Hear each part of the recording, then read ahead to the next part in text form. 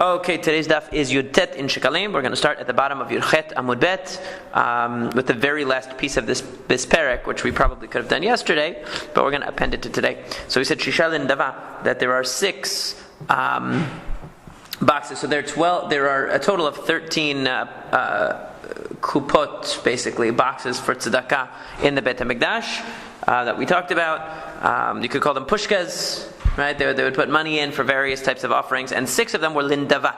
6 of them were marked nidava. They were for various kinds of nidavot, various kinds of voluntary offerings. So Chizkiah Amar keneged shisha batei avot, that these correspond to the 6 batei avot. What does that mean? The 6 batei avot? That means that each mishmar, each watch of Kohanim would have a week designated to them. Of that week, 6 of the days would be split up. In other words, the mishmar itself would be split up into 6 parts called batei avot. Each one gets its own day. So if you think about it as a Kohen, basically you get to work one day out of the entire week because you're part of a certain bet av. Let's say your bet av is Monday, your bet av is Tuesday, your bet av is Wednesday, and you have to you work that day, and then on Shabbat everybody worked. So you had 6. So 6 kupot are keneged, they are corresponding to the 6 batei avot, the 6 sub-shifts of the shift of Kohanim. Bar Pidaya Amar keneged 6 behemot, par va'egel v'sa'ir, ayil gedi utzleh, that you have 6 different kinds of animals that are brought in korbanot. You have par, egel, sa'ir, you have the bull, the egel is the calf, Sa'ir is the goat, you have Ayil the ram, you have Gedi the kid, and you have Taleh the sheep. So each one of these, because there were 6 types of korbanot, they had 6 different boxes of collecting for nidavot. Now what's the significance of this? In other words, according to the first version, why do you have 6? Because people would put in different ones. And let's say one was the Sunday, Monday, Tuesday, Wednesday, Thursday, Friday. So if you are part of the Bet Av of Monday, what would they do? Whatever was in the Monday box, that was what you got to offer as the additional korbanot. In other words, the communal nidavot, the extra nidavot of that day. If you're the Wednesday, you take from the Wednesday box, okay? As opposed to Bar Pidaya is saying that these correspond not to the days of the week, but to the various types of offerings or of animals that could be offered on the altar, and so each one was assigned a certain type of animal. So if you wanted to offer a par, you wanted to offer a bull for your korban nidava, for your voluntary offering, you put it in the one that says par. If you want egel, you put egel. If you want sa'ir, you put sa'ir. In other words, that's what the reason for the 6 was. Shmuel amar keneged 6 korbanot. Shmuel says no, it's to correspond to the 6 types of sacrifices. Kinei zavim, v'kinei zavot, kinei yoledot. There are the birds that are brought for a zav who's purifying, zavot that are purifying, yoledot that are purifying. Yoledot are the women who gave birth. Chataot va'ashamot, and we skip the word haminachot. It shouldn't be here. V'asiri taifa, and the asiri taifa. So that's the 10th of an ephah of flour that was offered by the Kohen Gadol each day. So in each one of these boxes would be collected money for these particular offerings. Whatever was extra, it would seem like, from these particular offerings would be put into these money boxes, because these money boxes were for nidavot. They weren't for obligatory offerings, and obviously chatat is obligatory, ashamot are obligatory. So what it seems to mean is that if you had to bring an asham and you had change, you put it in the box with the asham change. You bought a chatat, you had change, you put it in the chatat box. You brought your yoledet, you brought the korban, you bought the korban, you had change, you put it in that box. So from each of these was brought voluntary offerings with the leftover money, communal voluntary offerings with the leftover money. I want to ask a question. What is asham? Certain types of averot that bring korban asham. It's just like a chatat, but it's different because it's for certain averot only. Certain averot only, yeah. So Amar Yochanan al yedesha nedava merubah ribula shofarot harbe. Rabbi Yochanan says, I don't buy any of this. This is not true. The 6 boxes didn't have anything to do with 6 days, 6 different animals, 6 different types of change that you have to deposit. No, it's just that there was a lot of money. So they needed 6 for all the different people who just wanted stam. They just wanted to put in extra money for nidavot to be offered during the day when they didn't have any other korbanot to be offered. This money would be used for additional voluntary korbanot. So they didn't have it wasn't because each one of the 6 boxes had a special designation. It was just that there was a lot of money. It wouldn't fit in one box. So they needed 6. That's what Rabbi Yochanan says. Ketiv, it says, and this is going to a pasuk in Divrei Yamim. This is talking about when they tried to. I have a question first, Morris Pedaron. Usually, how do we know it's Divrei Yamim? Here it's written, but usually there was here. In the side, in the column, in the Hebrew, it says Divrei Yamim. Look in the column to the left. Now look in the Gemara column. In the box, like in here, look at the margin. Look at the left margin. Yeah, see? Divrei Yamim Bet. See that? Yeah, it doesn't tell you the pasuk, it only tells you the pair. That's in the Bavli, but this is not Bavli. This is Yerushalmi. It looks different. Okay. It looks different. Question is, if I look at En Yaakov, it will. Some Masechtot of Yerushalmi have in Yaakov, but not all of them. So you have to look and see. I don't remember if they have it in it. So it's because it's Yerushalmi, it's a little different. Yeah.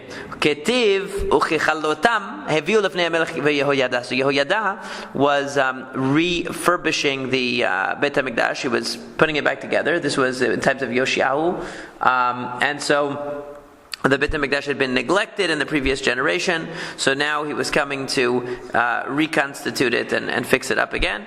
So what happened was they were bringing money, and it talks about collections, and it talks about 2 collections, and the question is this the same collection being discussed twice, or is this 2 different collections? That's the question that's going to be raised here.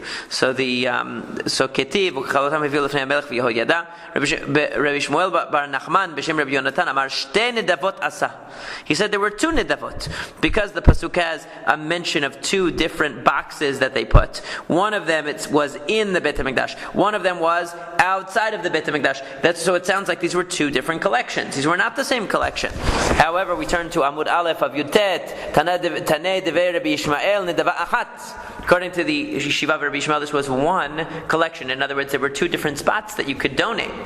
But they were really going to 1 fund, not 2 different funds. Dichtiv vayomer hamelech vayasu Aron echad vayiteneu behechal bet Hashem vayikov chor bedalto. So it says that they made 1 container and they placed it in the hechal of the house of Hashem and they made a hole in it. In other words, it was a hole that you would put the money into the hole. It was like a little tzedakah box, like we have the slit on the top of the container that you put the money in.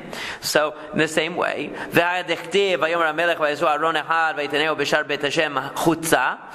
about the fact that it says that they put another tzedakah box? Doesn't that mean that there were 2 collections going on in the time of Yehoyada when he was reconstituting the Beit HaMikdash, rebuilding, renovating? It says no. Amar Rav Chona says the only reason why they had that was because of the Tame'im. If you wanted to donate but you couldn't come into the Beit HaMikdash because you were Tameh, what did you do? You put the money in the box outside, because you weren't able to walk into the Beit HaMikdash yourself. I think the same boxes that they call shofrot. Yeah, these are shofrot. These are the shofrot. That's what they call. Because they was calling them shofrot at the beginning and kufsot at the. Where do you see the word kufsot? What are they calling? He said kufsat. No, I didn't say that. I said that. It doesn't actually say that. What It said Aron. It called it an Aron in the pasuk. So that's just in the pasuk. Yeah, because I guess that's just what they called it. But it's the same thing. It's the same idea, but here the shofarot are shaped like a shofar, so they called it shofarot. Really, maybe that was just the language that they used, but we're talking about the same thing. So same kind of thing, not necessarily the same exact thing, but yeah, similar. Okay. All right, so similar concept of collecting the money. Rabbi Chanina b'shem Rabbi Yosef, ach lo yaseh bet Hashem sipot kesef mizamerot v'gomer. So he says no, that the money that was being brought is different because one part of the money, in other words, the money, as the Korban Aidah explains on the top, he says no, really there were 2 nidavot, not 1. And how do we know? Because one of the collections was for kesef, it was for silver, and yet they weren't making silver vessels. They were making vessels out of gold.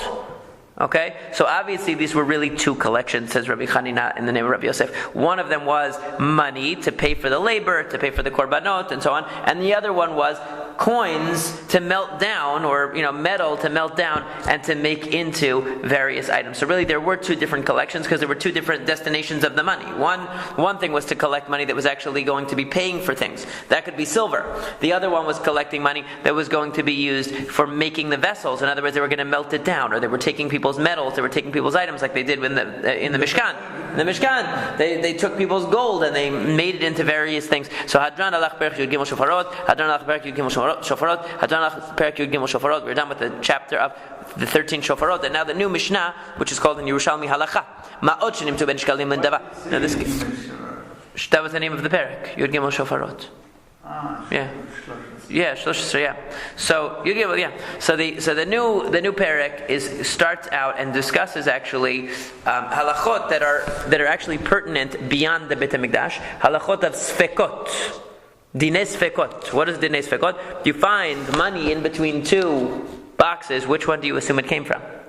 What assumptions do you make? So in Sfekot, we have to make different assumptions all the time. How do we know what? Right. So many times in Halakha, we don't have absolute knowledge. We're not Tashem. We don't know. So we have to do our best to figure things out. So there are many rules for Hatarat Sfekot, for either resolving Sfekot or Hanhaga. In other words, we don't know definitely for sure what the answer to the Safek is, but we can do the best. We have to figure out what to do. Right? So that's what the Mishnah is going to talk about. So ma'ot shenimtu ben Sheqalim Daf. You find there are two boxes. One is for machatzit shekel, one is for korbanot nidava. What's the difference between the two? Machatzit shekel goes to paying for the communal korbanot. Right? The container of nidava goes also for communal korbanot. Okay? They both go for communal korbanot tzibur. Okay? Karov the shkalim, yiplu the shkalim. If it's closer to the box of shkalim, it should go in there. Lindava, yiplu lindava. If it's closer to the nidava box, let it go in the nidava box. But mehatza la mehatza, if it's exactly halfway in between, yiplu lindava. We put it into nidava. Now what's the reason for this? The reason for this is because the shkalim, because we have a doubt. Did this money come from the nidava box, or did it come from the shkalim box? Now which one would you say? We have to always go l'chumrah. We have to be stringent, because we don't know where the money really came from. So if the money came from nidava, what would it be going to? Burnt offerings, korban olah only. The box that said nidava was only for korban olah, purely. The money of machatzit shekel, a lot of it goes to korbanot olah, but some of it goes to korban chatat, the communal chataot of the holidays, right? Right? We have on all the holidays and Rosh Chodesh. Right? It also goes to what the leftover money goes to all kinds of other things, right? We learned the leftover money goes to other upkeep. So it doesn't all go to Korban Olah. What's the holiest thing? Korban Olah. So if we're going to be Mahmir, we're going to put the money into Nidava box, because Nidava box is only for Korban Olam. We know that's the holiest thing. And if we were to take money that really was supposed to go into the Nidava box and put it in the Shkalim box, it might end up not paying for a Korban Olah. It might end up paying for the upkeep of the Beit HaMikdash, and that would be lowering its Kedusha.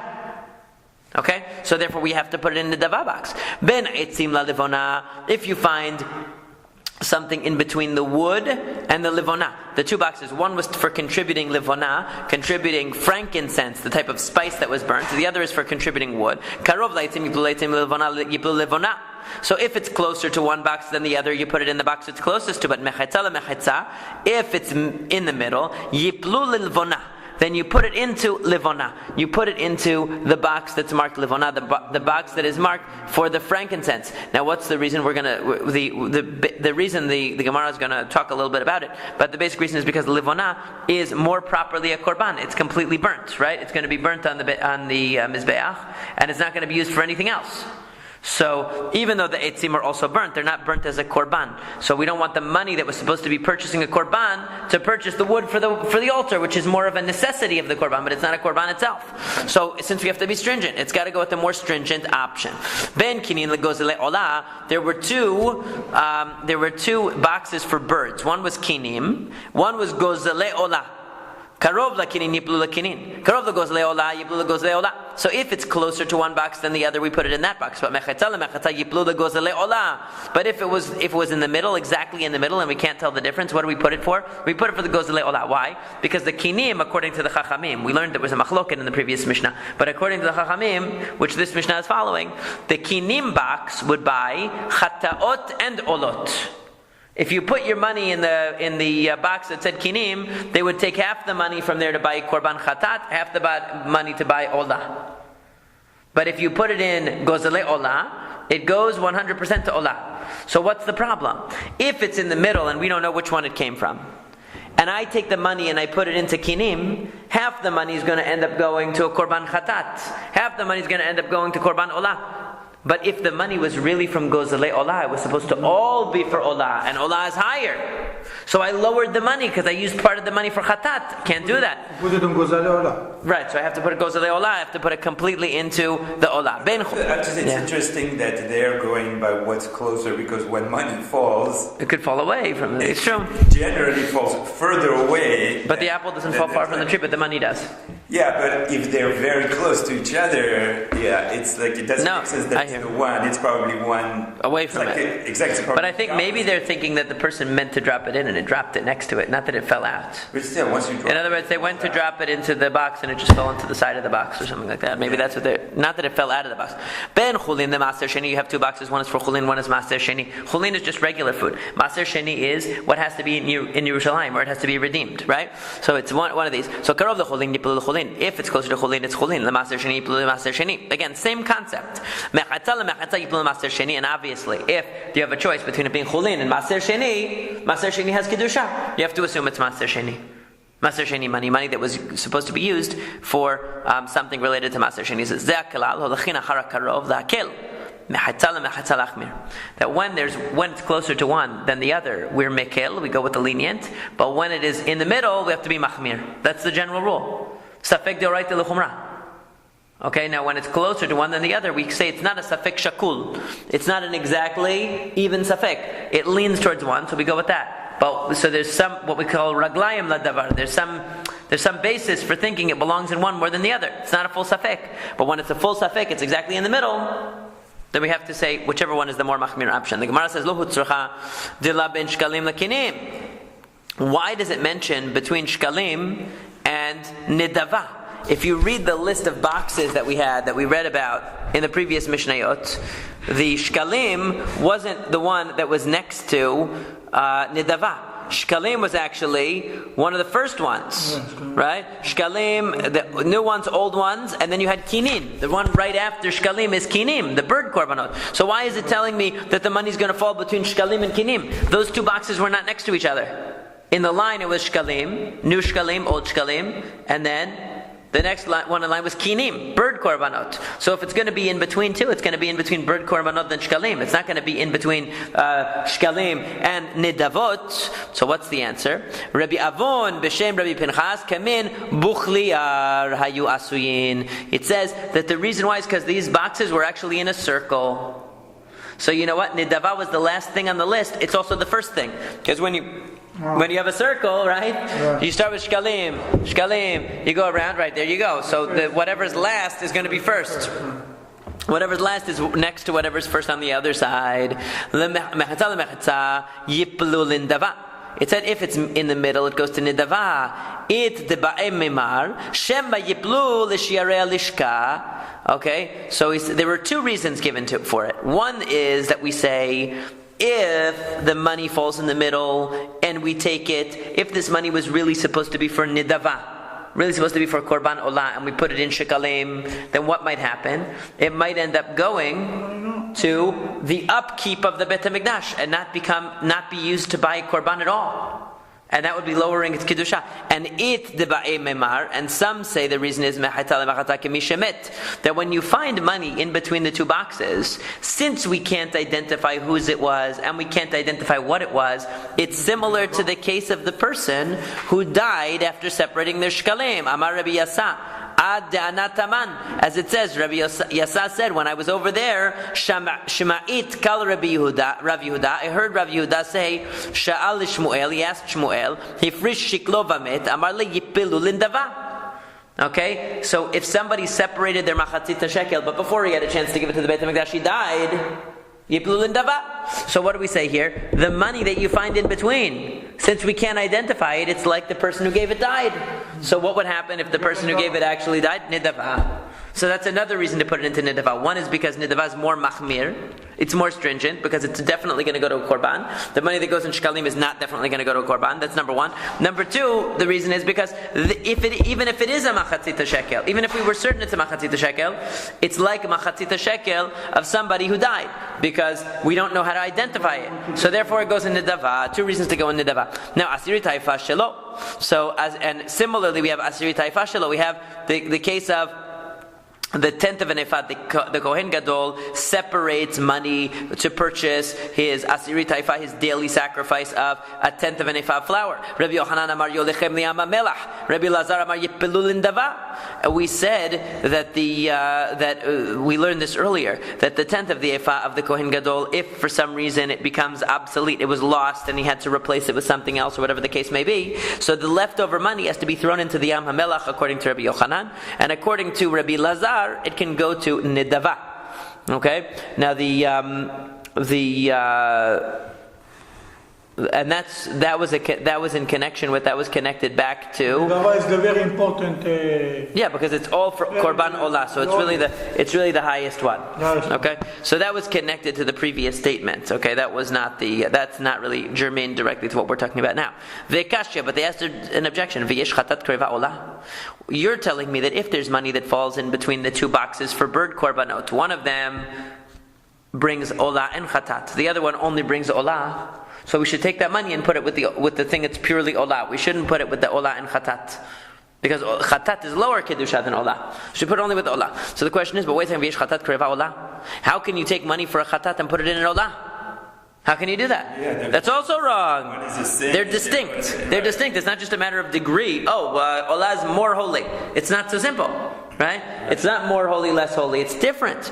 So Chizkiah, B'Shem Rabbi Shimon ben Lakish, Tenai Beddinhu ala motarot sheyikarevu olot. Okay? That there was a condition of the Bet Din. In other words, the Bet Din made certain conditions. They said when we receive money, we stipulate certain things about the money that prevents confusion from happening. One of the things that we make as a Tanai is that any money that is left over from any type of korban goes as an olah, no matter what the money was from. So here, this money is unidentified, so we treat it the same way, and we put it into an olah. How does that resolve the problem? Because they said, we stipulate that when you give the money, you might have given the money thinking it's for a chatat, but we stipulate in accepting it, that if it's not used for a chatat for whatever reason, it's going to go for an olah. In other words, they put a t'nai, they put a condition. You can only control it so much. You decided you're giving the money for a korban chatat. We're making a condition that if we don't use it for chatat, we're going to use it for an olah. But the problem that they're raising is that whoever gave the money for a chatat. That's not the problem yet. That's the next problem. The first problem was, how can this money be reassigned to an olah from being a chatat? So they're saying, well, that's because the Bet Din says we decided that we put a condition on it. Right. Your question is the next question, which is Hayisha hazot bamehi mitkaperet. Right? So wait a second. So you took this money. Maybe it was supposed to go into the kinim and bring a chatat as well as an olah. You put it into the olah, so now two olot are brought instead of a chatat and olah. What about the woman? She needed to bring a chatat. Right. So what's going to happen with her?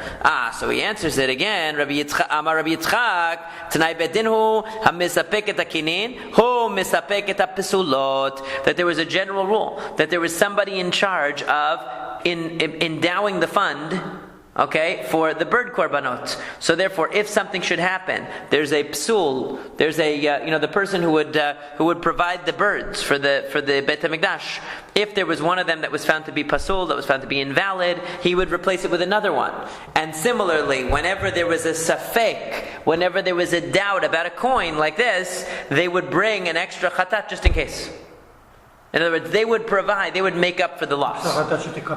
Yeah, just in case the woman didn't have a chatat, because since her money might have gone into the wrong box, and we don't know if that was her money or not. So she didn't get the chatat. So whenever there was a doubt, since they had to put the money into the olah, just to make sure on the other end, they also brought a chatat. And you're allowed to bring a bird chatat extra, al tanai, just in case. And there's no problem in doing that, in bringing a chatat even though... Normally an animal chatat you can't, but a bird chatat you can. So that's what they would do. So then the Gemara asks, Lo tzorka hi idela ben ketor la'itzim la'livona la'zahav la'kaporet. Why does the Mishnah only mention the cases that it mentions? It doesn't mention all the other boxes. What happens when it's in between the other boxes? So it says, So the reason why it doesn't have to mention it is because it just has to illustrate a couple of examples of how the principle works. That when the money is found closer to one than the other, we go with that. That applies to every case. And then when it's in the middle, we go by whatever is the most stringent. And so the Mishnah gave a few examples of that. But now we have to apply that to the other cases and use our noggin, use our brain, that whenever we know that the thing is more stringent, we decide in the more stringent direction in terms of assigning the money. I think in terms of that closeness, they rely a little bit on HaKadosh Baruch Hu to make part of the decision. I think that they're thinking you went up to the box and you dropped the money there, so it's probably you meant to put it in there and it didn't go in. Yeah, that's what I think. I don't know. So anyway, now the next Mishnah is going to talk about more stuff like this. Leolam ma'aser. Okay? If you find money in front of the merchants of animals in Yerushalayim, then you assume that it's maaser. You assume that money was maaser sheni, because people would go, they would bring them. There's money on the floor in front of the butcher. Okay? You came to the butcher. Right. So you brought money. You live in Haifa. So you didn't want to bring all of your maaser sheni, so what do? You had a lot of produce. Instead, you are mechalel, you transfer the kedusha of the maaser sheni onto money. You take the money with you, you go up to Yerushalayim, and you buy basar, yayin, whatever you want. Mm-hmm. So if you see money in front of the butcher, you assume, that's probably someone's maaser sheni money. That's not just regular money, because they were trying to buy meat and they dropped their money on the floor. But by Har HaBayit, if you see money on Har HaBayit, assume it's chulin. Assume it's just regular money. You can keep it, or you can put it in the lost and found. They weren't purchasing anything there. That's different. Yeah, if you didn't find simony, it's just cash. Okay, and in the rest of the year in Yerushalayim, any money that you find on the ground, you assume it's chulin. Just in the streets. Just in the streets we're talking about. Right. Uveshat regel hakol maaser. But at the time of the holidays, because everybody waits until the holidays to bring their maaser sheni from everywhere to buy things. So it's not, you could take it, but you have to treat it b'kedushat maaser sheni. In other words, it has kedusha.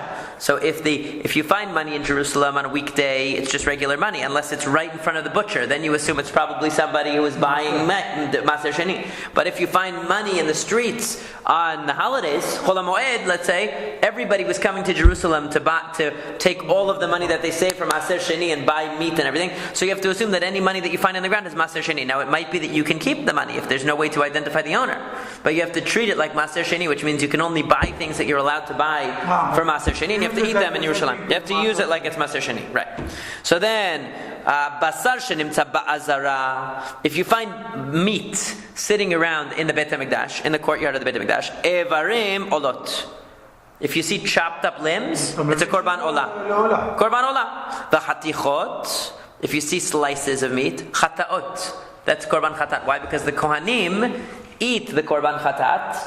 Okay, they're allowed to eat the meat, and they have to eat it on the precincts in the Azara. They have to eat it in the temple, in the Beit HaMikdash. So if you see sliced meat, in other words, the korban olah is totally burnt. They chop it up, they burn it. Korban chatat, they put the chelev and stuff onto the altar, but everything else, the kohanim, they get to eat it. So if you see meat that's sliced up for people to eat in the Azara, it's the kohanim fulfilling the mitzvah of eating the korban chatat. So you treat it like a chatat. Okay, ubiyushalayim zivchei shalamim. And if you see sliced up meat in Jerusalem, you assume it's probably zivchei shalamim. It's probably korban shalamim, because what's the rule of korban shalamim? You bring it to the Beit HaMikdash, but you can eat the meat anywhere in Jerusalem. So if you see meat sitting out at a barbecue, it might be your korban shalamim. Now, what's the significance of this? Ze v'ze te'ubar tzurato v'yetze lebet haserefa. Now, this is an important thing. We're not saying that therefore you can eat the korban shalamim. We're not saying therefore you can eat the korban chatat. Since it was unattended, we don't really know.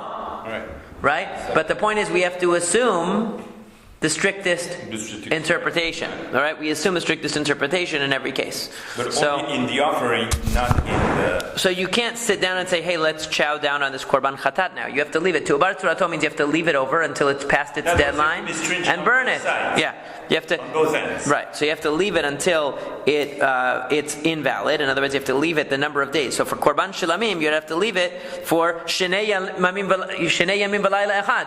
If you found it on Monday, you have to assume that was the day. You have to wait Monday and Tuesday, and after Tuesday, now you can burn it. You can't burn it before then. And you also can't eat it because you don't know really what it is. All of the stringencies. Right. Yeah. You don't know exactly what the status of it is, because since there was hesach hada'at, since they weren't paying attention to it, it becomes pasul. But you have to wait until its time period expires before you're allowed to burn it. Bigvulin, evarim, nevelot. If you see anything outside of Jerusalem, you just see random meat. If it's cut into limbs, you assume it's nevelot. They were going to throw it to the dogs or something. Not right, strafe. Right. V'hatichot mutarot. If it's sliced into nice steak, you assume that it's kasher. But at the time of the holiday, when everyone is butchering a ton of meat, even limbs you can assume are okay. Because there's so much meat going around that you don't have to assume that the limbs are non-kosher. Right, exactly same concept. Right, exactly the same thing. Since there's a lot around, you assume that it's probably that they were slicing it up for. They don't have time to cut everything into small slices because it's the holiday. So they're making big slices and giving it out because the butchers are crazy, like kosher martin before Pesach or something like that, right? It's crazy. So they don't have time to slice it up, so they're giving evarim, even the kosher is evarim. So you assume that it's kosher. So now the Gemara says, Lo tzorka de la b'harabayit kodesh. So it says, shouldn't you assume, it says in the Mishnah that if you find money on Har HaBayit, that it's considered chulin? Shouldn't you assume that money found in Har HaBayit is holy? Rabbi Chia b'shem Rabbi Yochanan. Rabbi Ba said, Rabbi Chia said, in the name of Rabbi Yochanan, Chazaka she'ena kohen motzi min halishka ma'ot ad shehu mehalalan ala behema. They never brought money out of the Beit HaMikdash that was kodesh. They never did. They would always first remove the Kiddusha on an animal or on some other item. They never left money on the Har HaBayit. So any money that you find on the Har HaBayit is already used. It's already had its Kiddusha removed. You're not going to find money on the Har HaBayit that the Kiddusha is still there. Okay, the money that had Kiddusha is going to be in Jerusalem where people are buying stuff, but on Har HaBayit, that money was already used up. Basar shenimtza. So now we get to back to the meat that's found in various places. Rabbi Elazar b'shem Rabbi Hoshaya. Rabbi Elazar said Rabbi Hoshaya, Heisia da'at ta'un ibur tzura. In all of these cases, since you removed your mind from it, in other words, you stopped paying attention, the fact that you found the korban that you don't know what it is a bad sign. That means you're not paying attention. Once you have hesech hadat, once you remove your mind from it, so it's hesech hadat, you have to say ibur tzura. You have to leave it until its korban status expires, which means if you can assume, in other words, all of the cases in the Mishnah are just telling you what deadline you have to wait for. You found evarim, you only have to wait for the one day because Olah deadline is one day. You found sliced meat in the courtyard of the Beit HaMikdash, it's a chatat. You have to wait for the amount of time of a chatat. Okay? If you found something that was a shilamim, you have to wait the amount of time of a shilamim. You have to wait for what? In other words, you have to wait till it becomes pasul. You can't eat it anymore because you no longer looked at it. You no longer. This new sugya. That's what they're saying. That's what this one is saying. Before they were not saying. The Mishnah was just saying how to identify it. As an olah or as a chatat, right? But there's a separate issue that once you lost your focus on the korban, if nobody knows what it is, that means nobody was paying attention. Once nobody was paying attention, you can't use it anymore. It's just a question: how long do you have to wait before you can burn it? Well, you have to wait a day or 2 days until you can burn it. Right. Okay. Right. That's all you need to know. That's what they're trying to say. It doesn't mean that you can use it as an olah now. It doesn't mean you can eat it as a chatat because since they forgot what it was, they can no longer utilize it anymore. It's just that they cannot.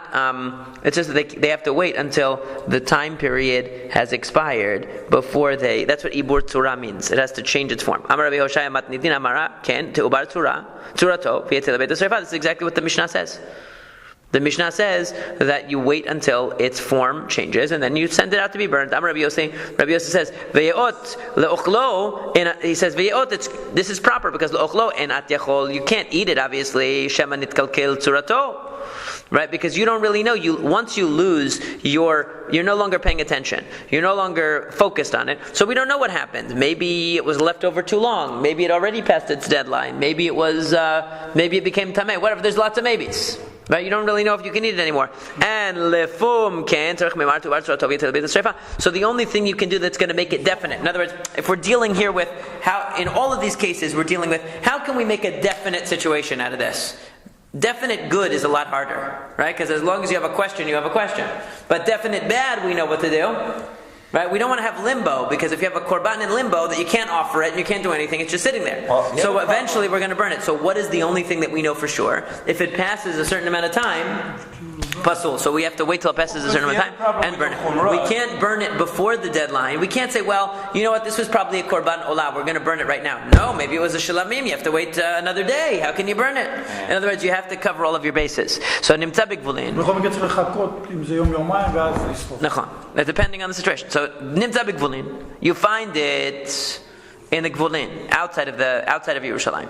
So Rabbi Crispa, B'Shem Rabbi Yossi Rabbi Hanina. Rabbi Crispa, in the name of Rabbi Yossi Rabbi Hanina, says, Evarim nevelot lokin alehen mishum nevela. When it says if you found Evarim outside of Yerushalayim, you found cut up limbs outside of Jerusalem, right? So we know it's not a korban, right? And it's not the holidays; it's a regular time.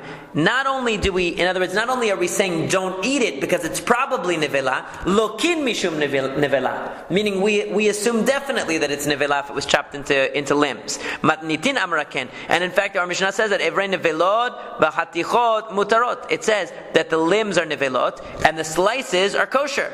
Chatichot mutarot lo mamash. When it says mutarot, it means really you can eat it. Udechavata evarim nevelot lokin alehen mishum nevela. So just like it's telling you, if you find steak in the Jewish neighborhood, and remember this is talking about in the days when everyone was kosher, right? It's not talking about in the middle of Omaha, Nebraska. We're talking about in the middle of Bnei Brak. You found meat, right?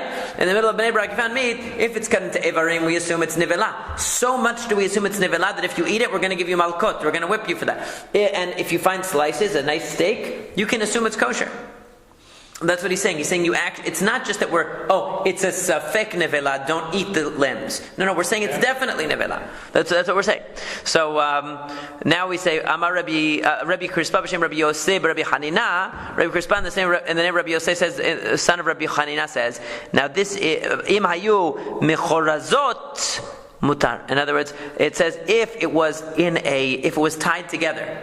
In other words, if these limbs were tied together like rings of a sausage, you know how they tie sausages on a string? Okay. Right? So if they're tied together, then mutarot, we assume, because you don't do that for your dog. Why did they chop the nevela into slices? They throw it to the dogs and whatever, to the animals. That's why.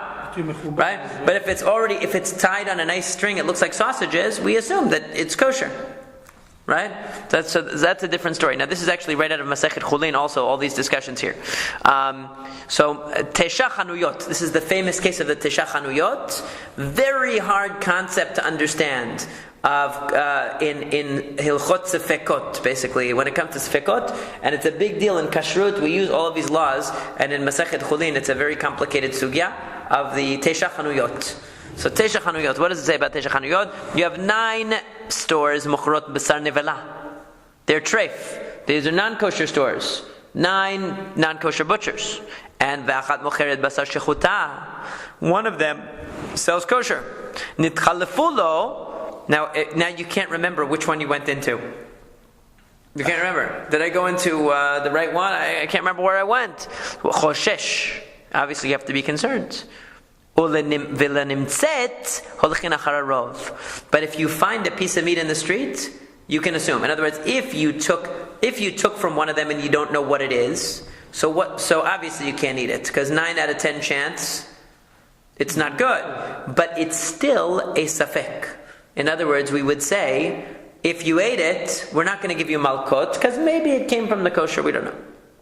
However, if you found it in the street, a package of meat, we say al pirov, we go according to the majority, 9 out of 10 chance, it's definitely non-kosher. We assume kol de parish meruba parish. We have a rule. Anything that it came from the majority. So there's a difference between what's called kol kavua. Anything that's kavua, kemechetza al mechetza. That's the rule in Talmudic law. That whenever there's kavua, what that means is if you have 9 stores that are non-kosher and 1 store that's kosher, and you went into one of them and you don't know which one you went into, it's considered mechetza al mechetza, a 50-50 chance that you went into the right one, even though there's 9 out of 10 stores are not kosher. But if you find the meat in the street, we say it's definitely whatever the 90% is. Okay? So we go by the 90% when we find meat out in the street. But if you went into one of the stores and you don't remember which one of the stores, we say it's a 50-50 chance. Even though 9 out of 10 are kosher or 9 out of 10 are not kosher, it's still 50-50. That's an unusual principle. It's called the principle of kavua. Now, it's a famous principle in Talmudic law. Now, Tesha Chanuyot Mochrot Basar Shechuta. Let's take the other side. You have 9 stores that are selling what? Kosher meat. But one guy, Shmulik, he went off the derech, Shmulik, and he decided to start selling non-kosher. Right? There's one guy in the street. So, you went into one of them and you can't remember if you went into Shmulik's shop. So what happens then? Choshesh, you have to be worried. But why does it say Choshesh? Because remember, since when you go into the store, it's the principle of kavua, you're not sure which one you went into. Even though 9 out of 10 of them are kosher, it's still mechetza al mechetza. We still say 50-50, right? But in this case, if you found the packaged meat in the street, and you don't know if it came from Shmulik or it came from the 9, you can say 9 out of 10 chance it's good, I can eat it. So if you went into the store and you can't remember which store, you can't eat it. But if you found it in the street, in this case, you could eat it because 9 out of 10 chance it's al pirov, right? Acharei rabim lehatot. We say we go like the majority, right? Interesting. That's this halacha. זה קשה יותר מאשר שכאילו בגלל שיש פה 9 חנויות שהן כשרות ואחד לא, הוא יותר שהבשר קשה. אבל אם הוא נכנס לאחת מהחנויות. You don't use בנוסחה here אחרי רבים. It doesn't quote it here, but that's that they use. No, if there are 9 חנויות כשרות. Right. And one is non-kasher. Right. When you find meat. In the middle of the street, let's say you found. There's salami and a little paper thing. And you right. kasher. You assume kasher. That's the majority. But if you went into one of the stores and you can't remember, did I go into then choshesh, you can't. So it's an interesting halacha. Now, Rabbi Yochanan says. Right, it's teisha in the same case, but that's unusual halacha. Unusual halacha. Rabbi Yochanan nimtza biyad nochri k'nimtza beplatya.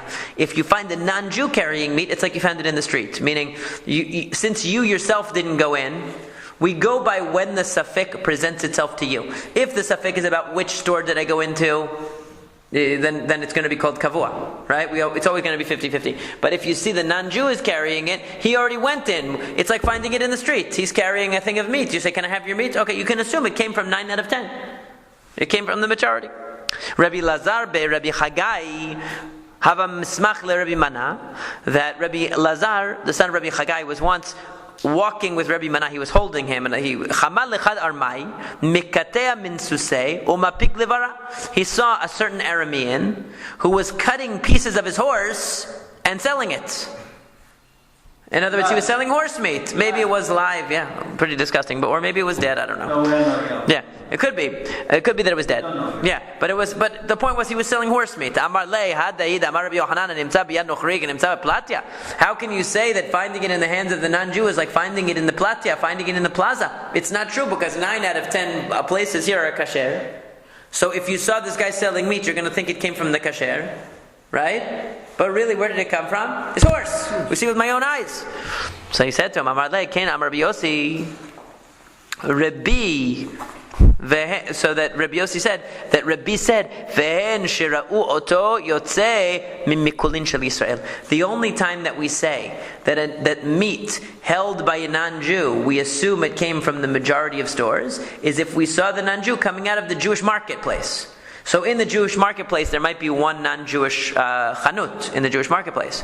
But we saw that he came out of the marketplace. He wasn't doing it out of his house. If the non-Jew is doing it out of his house, you can't say, well, it's like finding it, we'll assume it came from the majority. No, we don't know where it came from. But if you saw that he came out of the marketplace, where you know that 9 out of 10 of the stores are kosher, and he's holding a package of meat, then you can assume it came from 9 out of the 10. But if you just see that he has meat, but you didn't see that he came out of the marketplace, you can't assume that. So says, that's what Rabbi said. Now, Chad Barnash v'tziporin azil ba'im mizban kupad min tabcha velo yahev. There was a certain person in Tzipori that went and wanted to buy meat from the butcher, but the butcher didn't like him. He wouldn't give it to him. Velo yahev lay. Amar le lachad romii v'aitela. He went to a certain Roman and he said, "Hey, Augustus, whatever your name is, go into the." I'm trying to think of a good Roman name. I don't know. Julius. Go into the butcher. He doesn't like me. He won't sell me any meat. Get me a piece of meat. So the guy goes in, brings it to him. Amar le lo nasvit al korche. He goes into the butcher and he says, "You thought you weren't going to sell me meat, but I sent that guy Augustus in here, and he got the meat for me. So the joke is on you, because I got the meat anyway." What did the butcher say to him? Amar le v'lav basar de nevela yahavit le. I gave him non-kosher because he wasn't Jewish. So I got the last laugh. All right. So this is like snap of 2,000 years ago. They were trying to see who could diss the other one. So what do we say? There's a case in Bava Metzia that if a non-Jew going into a kosher. If he goes into the kosher, you have to assume that he wants kosher, right? That's it. And about Gnevat Dat and everything. Yeah, that's true. But here, this is like a feud between these people. Right. Okay. So what happens? Rabbi Yirmiyah b'shem Rabbi Chanina. Okay. Maseh ba lifnei Rabbi. So Rabbi Yirmiyah, in the name of Rabbi Chanina, said that this very case came before Rabbi because this guy, he took this meat home, cooked it up, made Shabbat dinner, all of his pots, pans, he ate it. So what does he do now? So Rabbi said, "Ve'amar lo kulam minei mesar mikulin de tziporin." He said, this one butcher doesn't have the power to prohibit the marketplace of tzipori. In other words, we don't take his word for it. What? He gave non-kosher meat in this one case. We don't take his word for it. We know that the majority of everything going on there is kosher.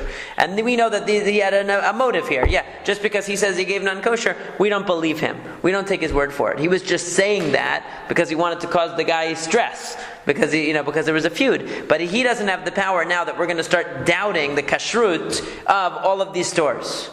No, we say no.